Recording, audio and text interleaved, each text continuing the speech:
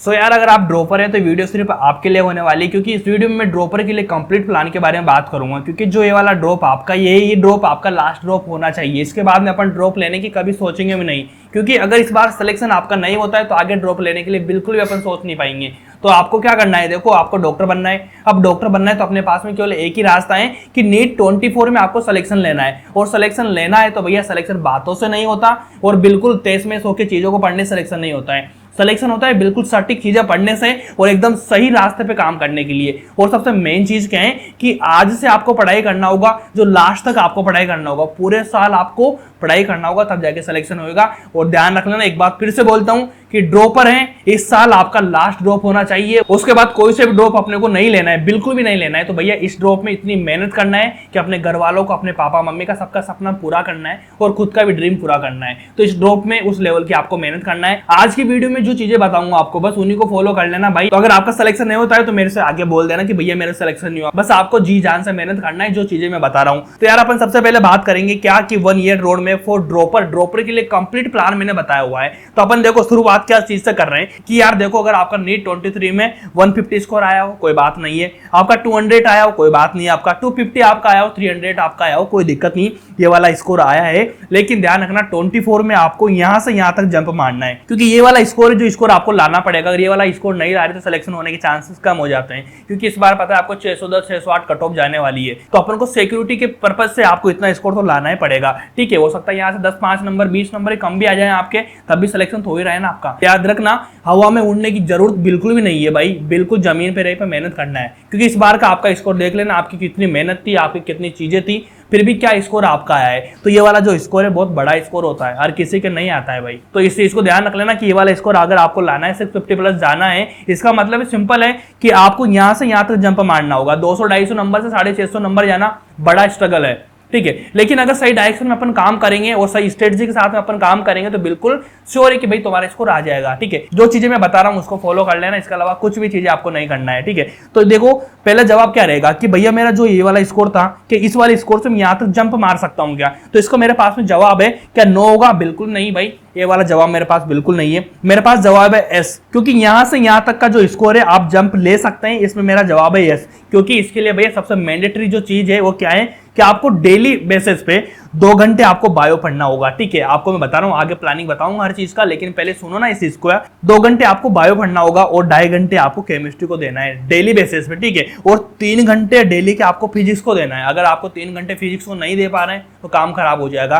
तो ये वाली टाइमिंग आपकी होना चाहिए, मतलब मिनिमम 7 to 8 आवर्स आपके डेली बेसिस पे पढ़ाई होना चाहिए, तभी ये वाला स्कोर जो है ना वो आ पाएगा, वरना नहीं आएगा। क्योंकि ये वाला जो स्कोर है, इसी स्कोर के आसपास आपका स्कोर घूमेगा अगर आपने ये वाली चीजें पॉसिबल नहीं करी, पूरे साल मेहनत नहीं करी तो। ठीक है, तो ये वाली चीज तो बिल्कुल जनरल बात थी। अब अपन बात करेंगे बिल्कुल सब्जेक्ट वाइज कि भैया सब्जेक्ट वाइज आपको क्या प्लानिंग रखना है, सब्जेक्ट वाइज क्या रोड मैप आपको रखना है। बिल्कुल एक्स्ट्रा चीजें बिल्कुल नहीं करना है, बिल्कुल पॉइंट टू पॉइंट चीजें करना है। अगर आपने पॉइंट टू पॉइंट चीजें करी तो उसके बाद तो सब चीजें आसान है और जिस स्कोर की आप ड्रीमिंग कर रहे हो कंप्लीट हो जाएगी, मेरी गारंटी है बिल्कुल। ठीक है, तो सबसे पहले मैं जाऊंगा भैया बायो पे। तो बायो पे जाने के लिए देखो क्या है कि फिजिक्स और केमिस्ट्री है, यहाँ पे स्कोर को अपन अपना टारगेट बनाए, उसको फुलफिल करना बड़ा हार्ड सा लगता है। ठीक है, लेकिन बायो एक ऐसा सब्जेक्ट है, अगर आप बायो में ड्रीमिंग कर रहे हैं कि भाई मेरा 360 आना चाहिए, क्योंकि यार अपन को बायो को टारगेट करना ही पड़ेगा। जब इतना स्कोर आपका टारगेटेड है बायो में तो इतना स्कोर लाना ही पड़ेगा। क्योंकि अगर मान लो यहाँ से अपना ज्यादा से ज्यादा स्कोर आएगा, अगर यहाँ से अपना ज्यादा से ज्यादा स्कोर आएगा तो केमिस्ट्री फिजिक्स में अपने पास में बैकअप रहेगा। समझ पा रहे हो बात को,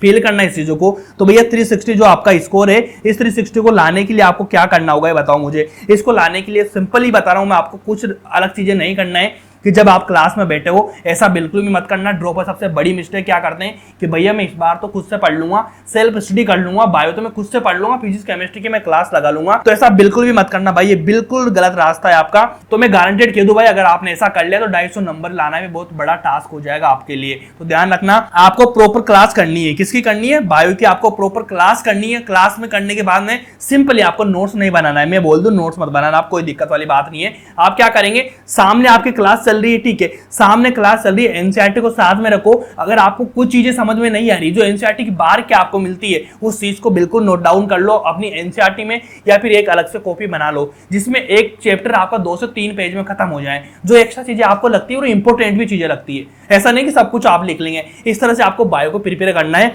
और मैक्सिमम टाइम आपको क्या करना है, एनसीईआरटी पढ़ना है भाई, मैक्सिमम टाइम एनसीईआरटी पढ़ना है। और मैं ये भी बता दूं कि पूरे साल में आपको एनसीईआरटी को कितनी बार पढ़ना होगा, तब जाके आपका ये वाला स्कोर बिल्कुल सिक्योर हो सकता है। तो आपको भैया 10 टाइम पढ़ना होगा पूरे साल में। अगर 10 टाइम से कम करा आपने 4 बार 5 बार, तो फिर स्कोर इतना ही कम हो जाएगा। अगर आपको 360 लाना है तो 10 टाइम आपको करना ही पड़ेगा। और अपना जो मेन एम है ना 650 प्लस, उसके लिए भैया 360 आपका स्कोर इसमें होना चाहिए, क्योंकि ये वाला स्कोरेज यहाँ से आपको जंपिंग करवाएगी। फिर उसके बाद क्या होगा, केमिस्ट्री फिजिक्स अपना बैकअप बना रहेगा।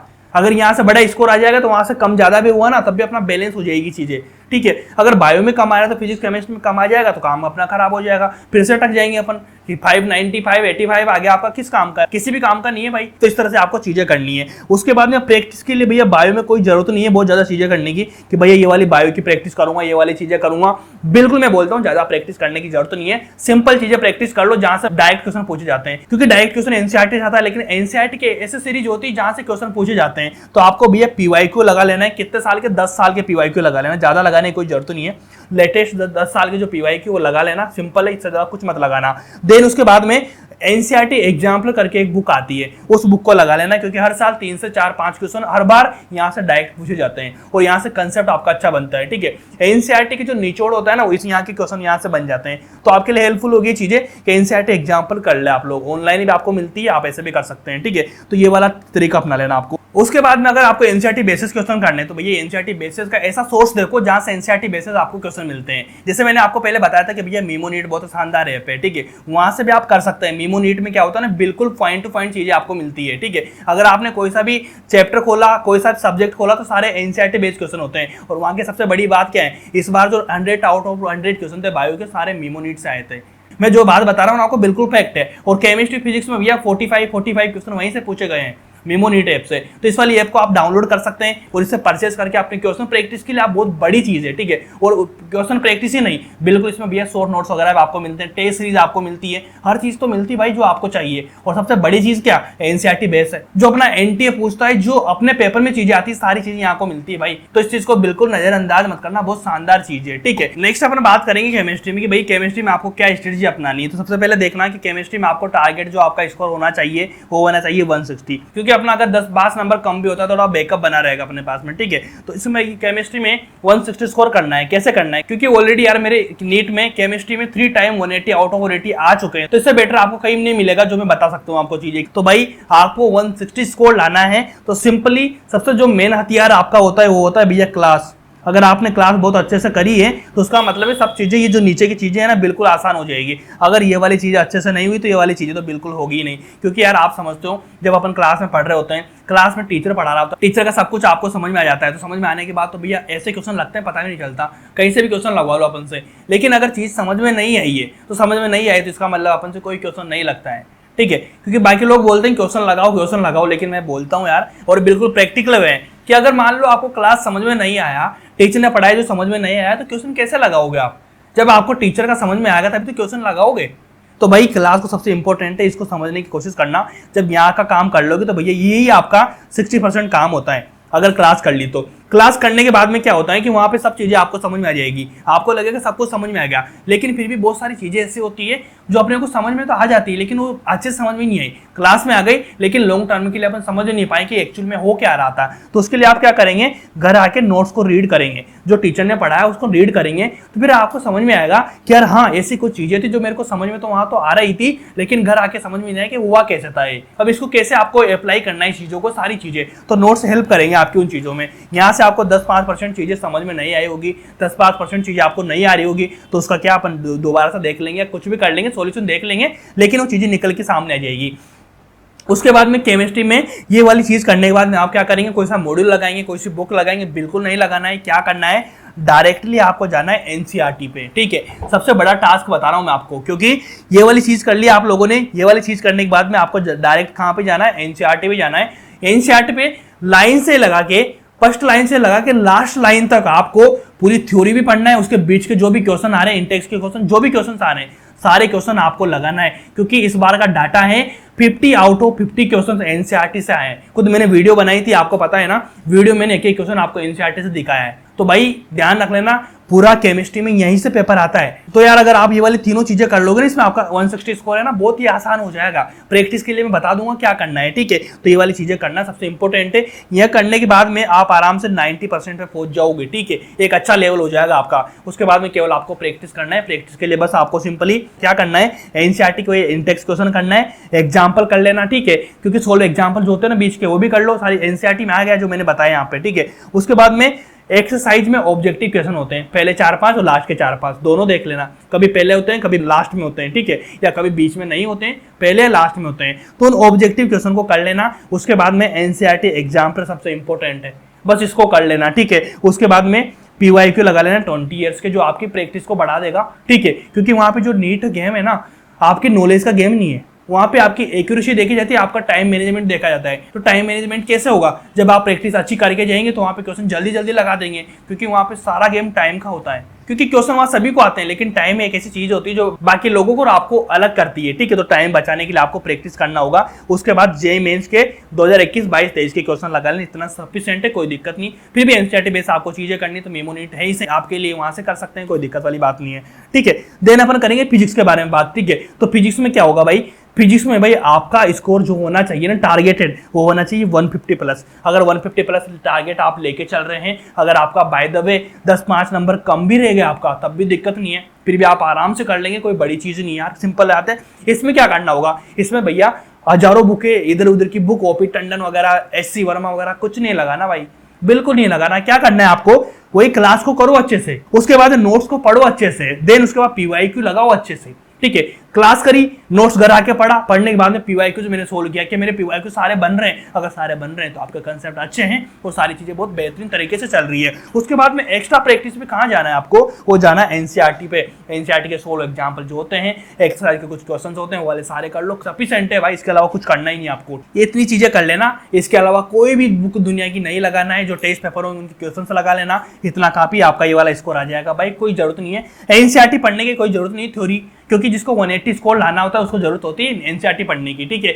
ये इस वाले स्कोर में आपको जरूरत नहीं है, और 180 लाना बहुत बड़ा गेम है भाई, इतना छोटा गेम नहीं है। अपन ड्रॉपर जो लेवल पर जब काम कर रहे हैं ना, तो पहले आपको सिलेक्शन श्योर करना है। जब आपके 650 प्लस टच कर जाएगा, उसके बाद मेरे से आके मिल लेना, मैं आपको 700 पे पहुंचा दूंगा। कैसे पहुंचाना है मेरी गारंटी है, पहले भाई पहले सिलेक्शन श्योर करो, उसके बाद में रैंक की बातें करनी है अपने को। तो अपना टारगेट वही होना चाहिए जो अपन अचीव कर सकते हैं, सबसे बड़ी चीज ये होती है। तो अपने को टारगेट रखना है कि भाई सिंपल बात है मेरा तो, कि पहले मैं सिलेक्शन लूंगा, सिलेक्शन लेने के बाद में, उसके बाद में फिर जितनी भी रैंक बढ़ानी बढ़ाते जाएंगे अपन साथ में आराम से बढ़ाएंगे। पहले ये वाला स्कोर तो मेरे को लाके दो, आप 650 स्कोर तो मेरे को लाके दो, उसके बाद सब चीजें आसान हो जाएगी, क्या दिक्कत है। तो इस बात को समझना होगा आपको कि ये वाली चीजें करनी है। इसके बाद भी कोई प्रॉब्लम आती है तो मुझसे बात करो ना, क्या दिक्कत है आपको यार। तो बात सिर्फ इतनी तो है कि बस आपको ये वाली चीजें करना है, इसके अलावा कुछ बड़ी चीजें नहीं करना आप लोगों को, ठीक है। उसके बाद देखो, अगर आपको प्रॉब्लम आती है किसी चीजों को मैनेज करने में, सारी चीजों में, तो भाई मेंटरशिप भी तो मैं देता हूँ।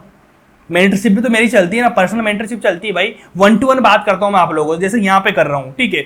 डेली बेसिस पे मैं आपको ट्रेक करता हूँ, हर चीज तो अवेलेबल है भाई। फिर भी आपका सिलेक्शन नहीं लोगे क्या, याद रख लेना, यही ड्रॉप है जो अपना लास्ट ड्रॉप होना चाहिए। इसके अलावा अपन ड्रॉप नहीं लेंगे कभी भी, ठीक है। सिलेक्शन होता है बहुत अच्छी चीज है, नहीं होता है बहुत अच्छी चीज है, लेकिन अपने को डॉक्टर बनना अपना जो ड्रीम है ना, तो अपन इसी साल पूरा करेंगे। अगर इस साल पूरा नहीं हो रहा तो उसके बाद अगले साल अपने पास में ऑप्शन ही नहीं है पूरा करने का। तो आपके पास में एक ही चांस है, डॉक्टर बनना है तो इस साल बनना है, और इसके लिए मेहनत करना है, ठीक है। घर वालों का, खुद का सपना पूरा करो यार। आपकी हेल्प करने के लिए मैं बैठा हुआ हूँ, ठीक है। पेड नहीं ले रहे आप, तो फ्री में मैसेज करो मुझे, इंस्टाग्राम पे करो, कहीं भी करो, मैं बात करूंगा ना, मैं बताऊंगा ना आप लोगों को। फिर भी सिलेक्शन नहीं होगा क्या यार, इतनी बड़ी चीज नहीं है नीट का गेम यार, याद रख लेना। क्योंकि यहाँ पे सिलेबस हार्ड नहीं है, नीट का एग्जाम हार्ड नहीं है। हार्ड क्या चीजें पड़ती है, सही डायरेक्शन हार्ड पड़ती है, ठीक है। टाइम को मैनेजमेंट कैसे करे, सिलेबस को मैनेज कैसे करे, पूरे साल में कैसे पढ़े, एक चीज मैटर करती है। कोई मैटर यहाँ पे एग्जाम का मैटर कुछ भी नहीं है, सब्जेक्ट का कोई मैटर नहीं है, बस मैटर करती है तो चीजें इनको। तो इनके लिए मैं बैठा हुआ आपके लिए, हर चीज प्लानिंग करके, हर चीज एक्यूरेट करके चीजें दूंगा मैं आपको। फिर भी आप नहीं कर पाओगे क्या, 100% करोगे आप लोग यार। और आपका जो ड्रीम है ना, इसी साल पूरा करेंगे अपन मिलके। तो बस इसी के साथ में इतना ही बोलूंगा। इसके बाद में आपको कुछ नहीं करना, एक साल मेहनत करना है, जो चीजें मैंने बताई इसको फॉलो करना है, ठीक है जी। तो मिलते हैं नेक्स्ट वीडियो में। उसके पहले कोई प्रॉब्लम है तो मैसेज कर देना, इंस्टाग्राम पे बात करेंगे अपन। Thank you so much.